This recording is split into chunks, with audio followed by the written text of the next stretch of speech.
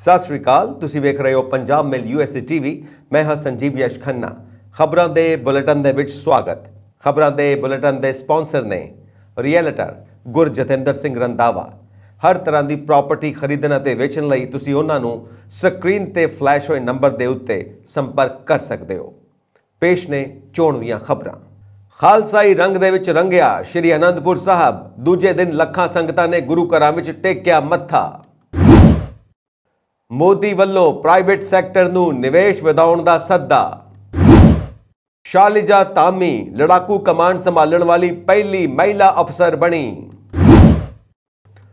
Pearls group ਦਾ director Harchand Gill ਗ੍ਰਿਫਤਾਰ। CM ਮਾਨ ਦੇ ਐਲਾਨ ਮਗਰੋਂ ਕਈ ਆਗੂਆਂ ਖਿਲਾਫ ਵਿਜੀਲੈਂਸ ਕਾਰਵਾਈ ਤੇਜ਼ ਹੋਣ ਦੇ ਆਸਾਰ। ਪੰਜਾਬ ਦਾ ਅਮਨ ਭੰਗ ਨਹੀਂ ਹੋਣ ਦੇਵਾਂਗੇ ਸੀਐਮ ਮਾਨ। ਸ਼੍ਰੋਮਣੀ ਅਕਾਲੀ ਦਲ ਵੱਲੋਂ ਮੁੱਖ ਮੰਤਰੀ ਨੂੰ ਬਰਖਾਸਤ ਕਰਨ ਦੀ ਮੰਗ। ਪੰਜਾਬ ਸਰਕਾਰ ਵੱਲੋਂ ਅੰਮ੍ਰਿਤਪਾਲ ਸਮਰਥਕਾਂ ਦੇ ਅਸਲਾ ਲਾਇਸੈਂਸ ਰੱਦ ਕਰਨ ਦੀ ਤਿਆਰੀ। ਮੂਸੇਵਾਲਾ ਦੇ ਮਾਪਿਆਂ ਵੱਲੋਂ ਵਿਧਾਨ ਸਭਾ ਮੋਹਰੇ ਧਰਨਾ। ਖੂਫੀਆ ਰਿਪੋਰਟ ਵਿੱਚ ਖੁਲਾਸਾ ਪੰਜਾਬ ਵਿੱਚ ਹਿੰਸਾ ਫੈਲਾਉਣਾ ਸੀ ਅਜਨਾਲਾ ਕਾਂਡ ਦਾ ਮਕਸਦ। ਹੁਣ ਖਬਰਾਂ ਵਿਸਥਾਰ ਦੇ ਵਿੱਚ।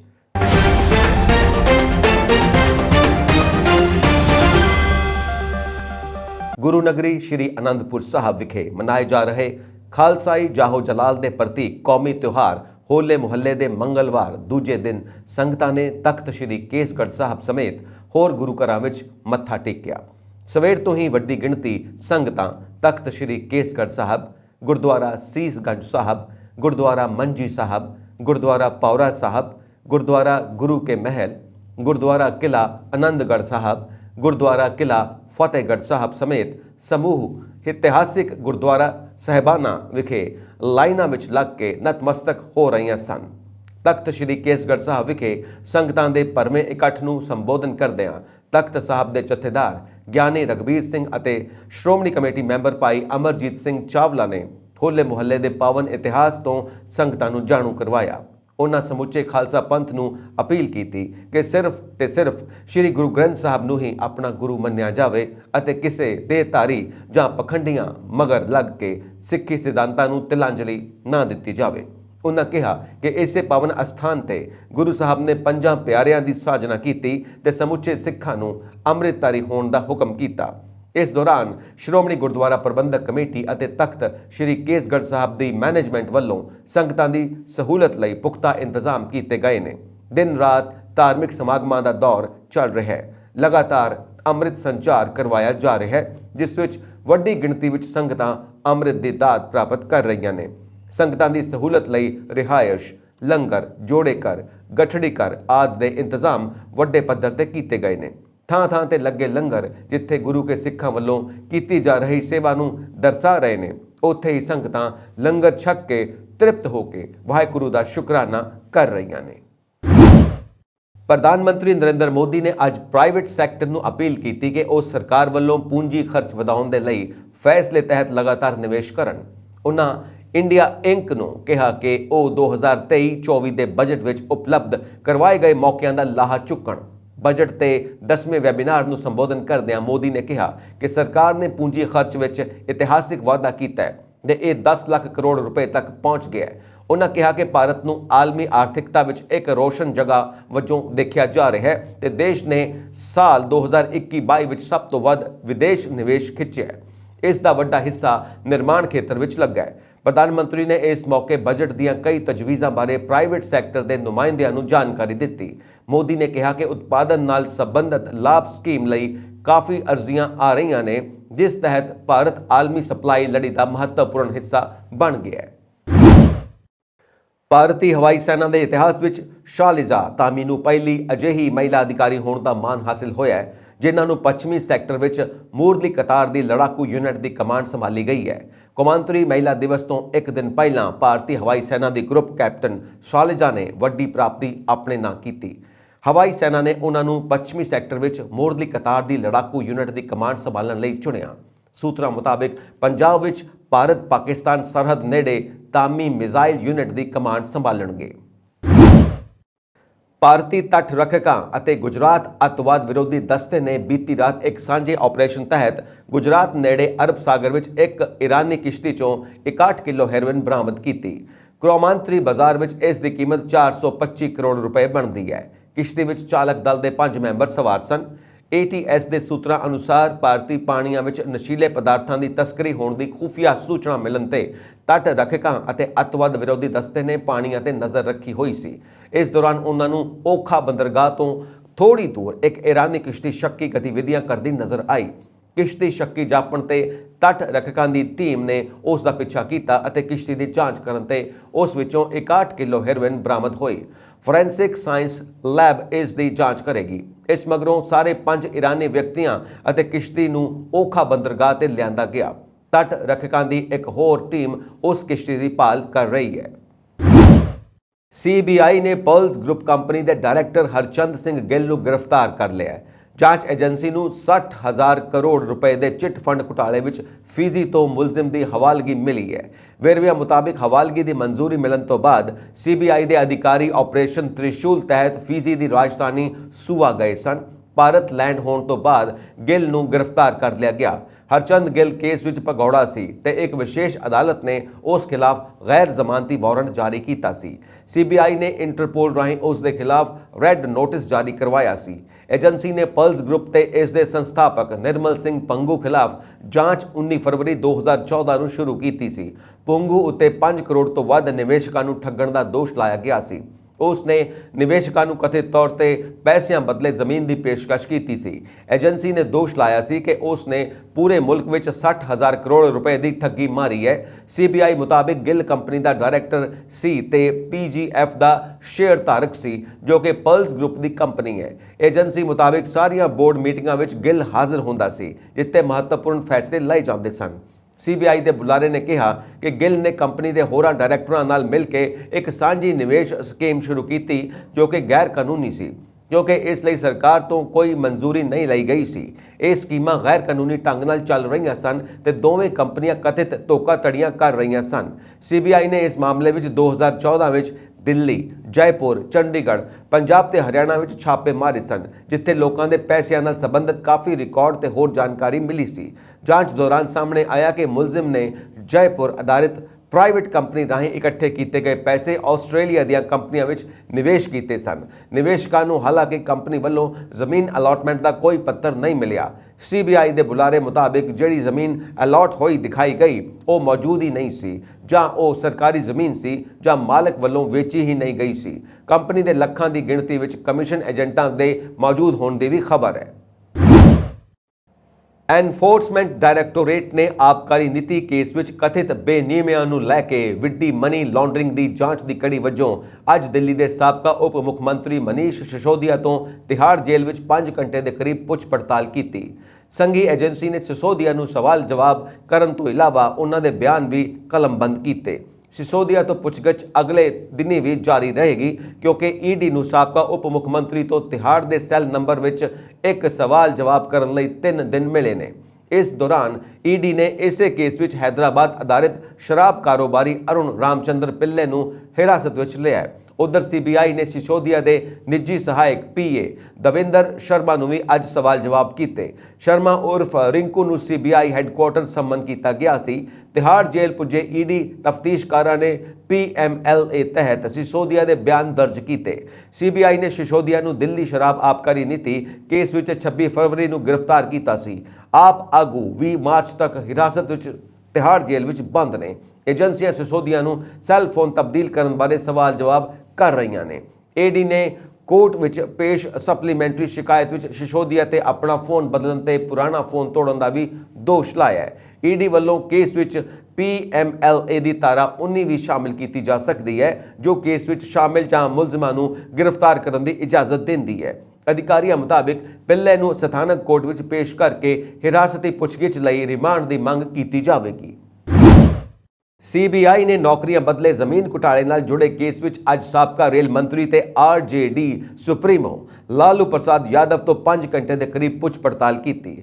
ਕਾਬਿਲੇ ਗੌਰ ਹੈ ਕਿ 2004 ਤੋਂ 2009 ਦੇ ਅਰਸੇ ਦੌਰਾਨ ਲਾਲੂ ਪ੍ਰਸਾਦ ਯਾਦਵ ਦੇ UPA ਸਰਕਾਰ ਵਿੱਚ ਰੇਲ ਮੰਤਰੀ ਰਹਿੰਦਿਆਂ ਕੁਝ ਲੋਕਾਂ ਨੂੰ ਰੇਲਵੇ ਵਿੱਚ ਨੌਕਰੀ ਦਿੱਤੀ ਗਈ ਸੀ ਤੇ ਬਦਲੇ ਵਿੱਚ ਯਾਦਵ ਪਰਿਵਾਰ ਤੇ ਉਹਨਾਂ ਦੇ ਨੇੜਲਿਆਂ ਨੂੰ ਕਥਿਤ ਇਹਨਾਂ ਲੋਕਾਂ ਵੱਲੋਂ ਤੋਹਫੇ ਦੇ ਰੂਪ ਵਿੱਚ ਜਾਂ ਫਿਰ ਸਸਤੇ ਭਾਅ ਜ਼ਮੀਨਾਂ ਵੇਚੀਆਂ ਗਈਆਂ ਸਨ। ਇਸ ਦੌਰਾਨ ਲਾਲੂ ਪ੍ਰਸਾਦ ਦੀ ਸਿੰਗਾਪੁਰ ਰਹਿੰਦੀ ਧੀ ਰੋਹਿਣੀ ਆਚਾਰਿਆ ਨੇ ਟਵੀਟ ਕਰਕੇ ਕੇਂਦਰ ਦੀ ਭਾਜਪਾ ਸਰਕਾਰ ਤੇ ਉਸ ਦੇ ਪਿਤਾ ਨੂੰ ਤੰਗ ਪਰੇਸ਼ਾਨ ਕਰਨ ਦਾ ਦੋਸ਼ ਲਾਇਆ।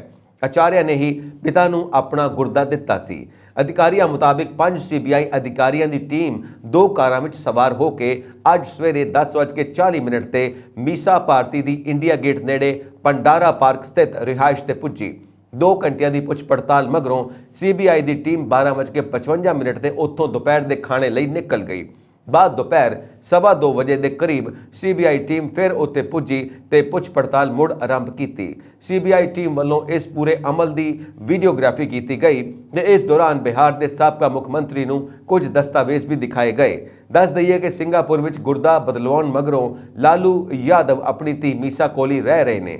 ਅਧਿਕਾਰੀਆਂ ਨੇ ਕਿਹਾ ਕਿ ਸੀਬੀਆਈ ਨੇ ਇਸ ਕੇਸ ਵਿੱਚ ਅਪਰਾਧਿਕ ਸਾਜ਼ਿਸ਼ ਤੇ ਭ੍ਰਿਸ਼ਟਾਚਾਰ ਰੋਕੂ ਐਕਟ ਦੀਆਂ ਕਈ ਵਿਵਸਥਾਵਾਂ ਤਹਿਤ ਲਾਲੂ ਪ੍ਰਸਾਦ, ਉਹਨਾਂ ਦੀ ਪਤਨੀ ਤੇ ਬਿਹਾਰ ਦੀ ਸਾਬਕਾ ਮੁੱਖ ਮੰਤਰੀ ਰਾਬੜੀ ਦੇਵੀ ਤੇ 14 ਹੋਰ ਖਿਲਾਫ ਚਾਰਜ ਸ਼ੀਟ ਦਾਖਲ ਕੀਤੀ ਸੀ ਤੇ ਸਾਰੇ ਮੁਲਜ਼ਮਾਂ ਨੂੰ 15 ਮਾਰਚ ਲਈ ਸੰਮਨ ਕੀਤਾ ਹੋਇਆ ਹੈ। ਅਧਿਕਾਰੀਆਂ ਨੇ ਕਿਹਾ ਕਿ ਸੱਜਰੀ ਪੁੱਛ ਪੜਤਾਲ ਵਿੱਚ ਘੁਟਾਲੇ ਵਿੱਚ ਵਰਤੇ ਪੈਸੇ ਤੇ ਇਸ ਪਿਛਲੀ ਵਡੇਰੀ ਸਾਜ਼ਿਸ਼ ਦਾ ਪਤਾ ਲਗਾਇਆ ਜਾ ਰਿਹਾ ਹੈ। ਇਸ ਤੋਂ ਪਹਿਲਾਂ ਸੀਬੀਆਈ ਦੀ ਟੀਮ ਨੇ ਲੰਘੇ ਦਿਨ ਰਾਬੜੀ ਦੇਵੀ ਤੋਂ ਉਹਨਾਂ ਦੀ ਪਟਨਾ ਸਥਿਤ ਰਿਹਾਇਸ਼ ਤੇ 5 ਘੰਟੇ ਦੇ ਕਰੀਬ ਪੁੱਛ ਪੜਤਾਲ ਕੀਤੀ ਸੀ।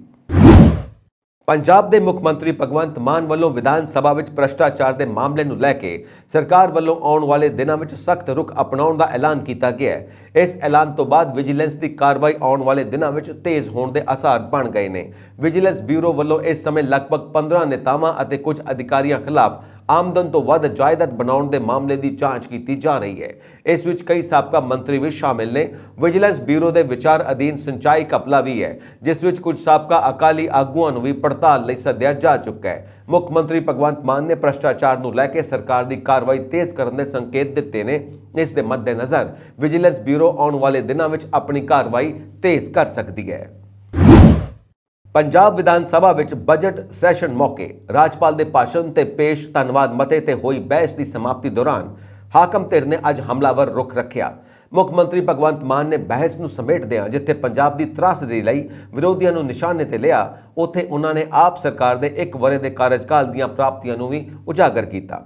ਉਧਰ ਮੁੱਖ ਵਿਰੋਧੀ ਧਿਰ ਕਾਂਗਰਸ ਮੁੱਖ ਮੰਤਰੀ ਦੇ ਭਾਸ਼ਣ ਤੋਂ ਪਹਿਲਾਂ ਹੀ ਸਦਨ ਵਿੱਚੋਂ ਵਾਕਆਊਟ ਕਰ ਗਈ, ਜਦੋਂ ਕਿ ਸ਼੍ਰੋਮਣੀ ਅਕਾਲੀ ਦਲ ਅਤੇ ਬਸਪਾ ਵਿਧਾਇਕ ਨੇ ਬਹਿਸ ਨੂੰ ਗੌਰ ਨਾਲ ਸੁਣਿਆ।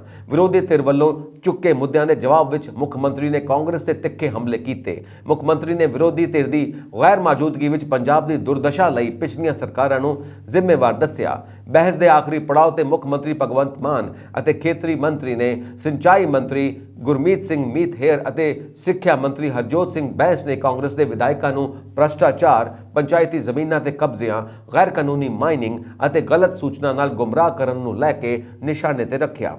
ਮਾਨ ਨੇ ਅੱਜ ਜਵਾਬੀ ਹਮਲੇ ਦੇ ਵਿੱਚ ਖੇਤੀ, ਕਾਨੂੰਨ ਵਿਵਸਥਾ, ਬੇਅਦਬੀ ਮਾਮਲੇ, ਸਨਅਤੀ ਵਿਕਾਸ, ਸਿੱਖਿਆ ਆਦਿ ਤੇ ਫੋਕਸ ਕੀਤਾ। ਮੁੱਖ ਮੰਤਰੀ ਨੇ ਵਾਰਿਸ ਪੰਜਾਬ ਦੇ ਆਗੂ ਅੰਮ੍ਰਿਤਪਾਲ ਸਿੰਘ ਅਤੇ ਅਜਨਾਲਾ ਘਟਨਾ ਬਾਰੇ ਬੇਸ਼ੱਕ ਕੋਈ ਸ਼ਬਦ ਨਹੀਂ ਬੋਲਿਆ, ਪਰੰਤੂ ਉਹਨਾਂ ਪੰਜਾਬ ਵਿੱਚ ਸਥਿਤੀ ਪੂਰੀ ਤਰ੍ਹਾਂ ਕੰਟਰੋਲ ਹੇਠ ਹੋਣ ਦਾ ਦਾਅਵਾ ਕੀਤਾ। ਉਹਨਾਂ ਕਿਹਾ ਪੰਜਾਬ ਦੀ ਕਾਨੂੰਨ ਵਿਵਸਥਾ ਭਾਜਪਾ ਤੇ ਕਾਂਗਰਸ ਦੇ ਸ਼ਾਸਨ ਵਾਲੇ ਕਈ ਸੂਬਿਆਂ ਨਾਲੋਂ ਕਿਤੇ ਬਿਹਤਰ ਹੈ। ਮੁੱਖ ਮੰਤਰੀ ਨੇ ਕਿਹਾ ਕਿ ਵਿਰੋਧੀ ਆਗੂ ਕਾਨੂੰਨ ਵਿਵਸਥਾ ਬਾਰੇ ਗੁੰਮਰਾਹਕੁਨ ਪ੍ਰਚਾਰ ਤੋਂ ਬਾਜ਼ ਆਉਣ। ਉਹਨਾਂ ਕਿਹਾ ਕਿ ਬੇਅਦਬੀ ਦੇ ਮਾਮਲਿਆਂ ਵਿੱਚ ਦੋਸ਼ੀਆਂ ਨੂੰ ਸਜ਼ਾ ਮਿਲੇਗੀ, ਜਿਸ ਨਾਲ ਲੋਕਾਂ ਦੇ ਹਿਰਦੇ ਠਰਨਗੇ। ਉਹਨਾਂ ਕਿਹਾ ਕਿ ਸੂਬਾ ਸਰਕਾਰ ਨੇ ਕੇਂਦਰ ਨੂੰ ਲਿਖਿਆ ਹੈ ਕਿ ਭਵਿੱਖ ਵਿੱਚ ਬੇਅਦਬੀ ਕਰਨ ਵਾਲਿਆਂ ਲਈ ਫਾਂਸੀ ਜਾਂ 20 ਸਾਲ ਦੀ ਸਜ਼ਾ ਦੀ ਵਿਵਸਥਾ ਕੀਤੀ ਜਾਵੇ। ਮੁੱਖ ਮੰਤਰੀ ਨੇ ਕਿਹਾ ਕਿ ਜਿਨ੍ਹਾਂ ਆਗੂਆਂ ਨੇ SYL ਸਮੇਤ ਲੋਕ ਵਿਰੋਧੀ ਫੈਸਲੇ ਲਏ, ਉਹਨਾਂ ਨੂੰ ਲੋਕਾਂ ਨੇ ਨਕਾਰ ਦਿੱਤਾ। ਉਹਨਾਂ ਕਿਹਾ ਕਿ ਉਹ ਕੇਂਦਰੀ ਜਾਂਚ ਏਜੰਸੀਆਂ ਤੋਂ ਡਰਨ ਵਾਲੇ ਨਹੀਂ ਹਨ ਅਤੇ ਇਹਨਾਂ ਏਜੰਸੀਆਂ ਦੀ ਦੁਰਵਰਤੋਂ ਨੂੰ ਸਫਲ ਨਹੀਂ ਹੋਣ ਦਿੱਤਾ ਜਾਵੇਗਾ। ਮੁੱਖ ਮੰਤਰੀ ਨੇ ਬਾਦਲ ਪਰਿਵਾਰ ਨੂੰ ਵੀ ਨਿਸ਼ਾਨੇ ਤੇ ਰੱਖਿਆ। ਉਹਨਾਂ ਕਿਹਾ ਕਿ ਜਦੋਂ ਪੂਰਾ ਪੰਜਾਬ ਕੇਂਦਰ ਦੇ ਕਾਲੇ ਕਾਨੂੰਨਾਂ ਖਿਲਾਫ ਹੋ ਗਿਆ ਤਾਂ ਇਸ ਪਰਿਵਾਰ ਨੇ ਲੋਕਾਂ ਨੂੰ ਮੂਰਖ ਬਣਾਉਣ ਲਈ ਆਪਣਾ ਪੈਂਤੜਾ ਬਦਲ ਲਿਆ। ਮੁੱਖ ਮੰਤਰੀ ਨੇ ਕਿਹਾ ਕਿ ਰਿਵਾਇਤੀ ਧਿਰਾਂ ਨੂੰ ਹੁਣ ਆਮ ਘਰ ਦੇ ਪੁੱਤ ਵੱਲੋਂ ਸੂਬੇ ਨੂੰ ਚਲਾਉਣਾ ਹਜ਼ਮ ਨਹੀਂ ਹੋ ਰਿਹਾ। ਉਹਨਾਂ ਕਿਹਾ ਕਿ ਉਹਨਾਂ ਦੇ ਖੂਨ ਦਾ ਹਰ ਕਤਰਾ ਪੰਜਾਬ ਦੀ ਤਰੱਕੀ ਤੇ ਖੁਸ਼ਹਾਲੀ ਨੂੰ ਸਮਰਪਿਤ ਹੈ। ਉਹਨਾਂ ਅਫਸੋਸ ਕੀਤਾ ਕਿ ਪਹਿਲਾਂ ਇਹ ਵਾਗਡੋਰ ਅਜਿਹੇ ਲੋਕਾਂ ਦੇ ਹੱਥਾਂ ਵਿੱਚ ਸੀ ਜੋ ਸੂਬੇ ਨੂੰ ਲੁੱਟਣ ਵਿੱਚ ਅੰਗਰੇਜ਼ਾਂ ਤੋਂ ਵੀ ਅੱਗੇ ਨਿਕਲ ਗਏ। ਉਹਨਾਂ ਵਾਅਦਾ ਕੀਤਾ ਕਿ ਸੂਬੇ ਦੀ ਭਲਾਈ ਲਈ ਕੋਈ ਕਸਰ ਬਾਕੀ ਨਹੀਂ ਛੱਡੀ ਜਾਵੇਗੀ। पंजाब विधान सभा के बजट सैशन में अज सिफर कॉल दौरान सिंगापुर में सिखलाई लई भेजे प्रिंसीपलों के मामले ते सिक्ख्या मंत्री हरजोत सिंह बैंस और कांग्रेसी विधायक सुखपाल सिंह खैरा विच तिखी झड़प हुई। विदेशी सिखलाई लई भेजे गए प्रिंसीपलों की चोण लई सेवा मुक्ति तो पहला दी 5 साल की शर्त संबंधी सुखपाल खैरा ने एक पत्र के हवाले नाल सिक्ख्या मंत्री नूं घेरना चाहया। जदों सिक्ख्या मंत्री हरजोत बैंस ने पलटवार किया तो खैरा फसदे नजर आए। बैंस ने कहा कि असल में प्रिंसीपलों की चोण लई 5 साल की सर्विस की लाई शर्त घटाई गई सी, पर खैरा सेवा मुक्ति वाली शर्त बारे पहला ट्वीट करके पंजाब नूं गुमराह कर चुके ने। बैंस ने चुनौती दी कि खैरा साबित करन कि विदेश सिखलाई जाने वाला कोई भी उसका रिश्तेदार है। सिक्ख्या मंत्री ने अपने फोन तो खैरा का पुराना ट्वीट भी पढ़िया और कहा कि यह गलत प्रचार है जिस विच भोरा भी सच्चाई खैरा साबित करन। खैरा ने कहा कि हो सकता है कि ट्वीट नूं तोड़ मरोड़ दिता गया होवे। इस तरह कांग्रेसी विधायिका अरुणा चौधरी ने सिफर काल दौरान दीनानगर इलाके विच ट्रक यूनियन वालों गैर कानूनी तौर पर की जा रही लुट का मामला उजागर किया। उन्होंने कहा कि कांग्रेस ने ट्रक यूनियन भंग कर दित्तियां ने, परंतु सरकार ने हुण यूनियन बहाल करनी शुरू की है और एक हल्का इंचार्ज भी लगा दिता है। विधायक कुलवंत सिंह ने शहीद सुखदेव थापर के जद्दी घर नूं जाण वाले रस्ते का मुद्दा चुक्या और कांग्रेसी विधायक राजकुमार ਚੱਬੇਵਾਲ ने दलितों ते हो रहे अत्याचार की गल की और एडवोकेट जनरल के दफ्तर में SC वर्ग के 58 लॉ अफसरों की नियुक्ति का मसला भी उठाया। विधान सभा के स्पीकर कुलतार सिंह संधवा ने अज विधायकों के मान सम्मान नूं कायम रखने वास्ते संसदीय मामलों बारे मंत्री डॉक्टर इंदरबीर सिंह निज्जर नूं हिदायतां जारी कीतियां कि वह सारे मैंबरों का सम्मान यकीनी बनाउण। अकाली दल ने बनवारी लाल पुरोहित नाल चंडीगढ़ राज भवन में मुलाकात करके मंग पत्र सौंपया। अकाली दल के वफद ने राजपाल नूं पंजाब दे विच लगातार विगड़ रही अमन ते कानून की स्थिति तो जाणू करवाया। इस दे नाल ही सूबे विच कानून व्यवस्था बरकरार रखण विच नाकाम रहण ते मुख मंत्री भगवंत मान नूं बर्खास्त करन दी मंग कीती।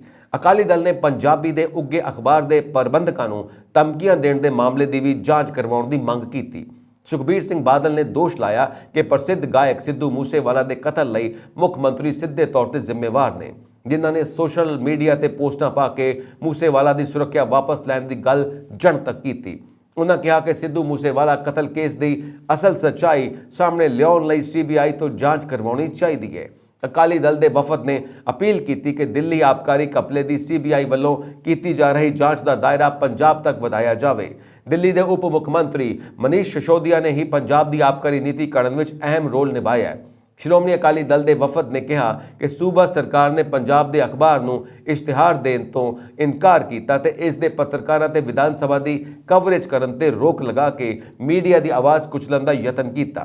इस मौके सीनियर आगू प्रोफैसर प्रेम सिंह चंदूमाजरा, सिकंदर सिंह मलूका, विक्रम सिंह मजीठिया, डॉक्टर दलजीत सिंह चीमा और डॉक्टर सुखविंदर कुमार सुक्खी तो इलावा बसपा के विधायक नछत्रपाल भी हाजिर सन।